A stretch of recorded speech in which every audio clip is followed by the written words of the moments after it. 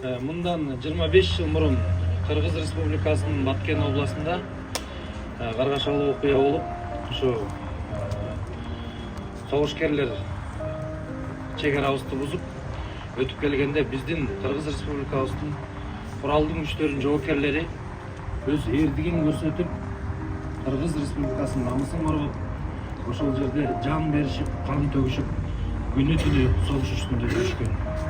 Мына бүгүн биздин райондун кулундары Туратбек Баатыр менен Владимир Баатырды эскерип, бул жерге монумент ташын коюп атабыз. Ушул эки баатырдын жери жайлуу болсун, топурагы торко болсун.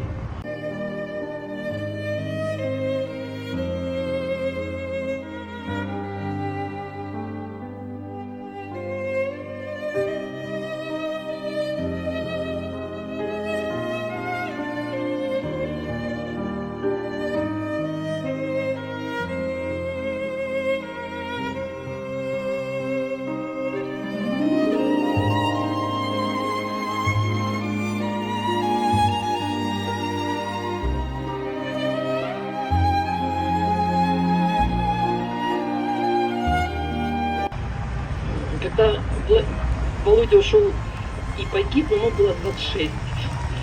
В этом году ему было бы 50. К сожалению, жизнь прошла вот так. Но я и моя взрослая уже теперь дочь, которой было в то время 4,5 года, мы безмерно гордимся, что муж и отец был настоящим мужчиной, до конца выполнил свой долг. Я безмерно благодарна всем, кто принял в этом участие. Я безмерно благодарна вам, боевые братья, которые на могиле наших ребят обещали хранить память. Спасибо вам за это, что спустя уже четверть века вы помните. Мы очень благодарны вам за это.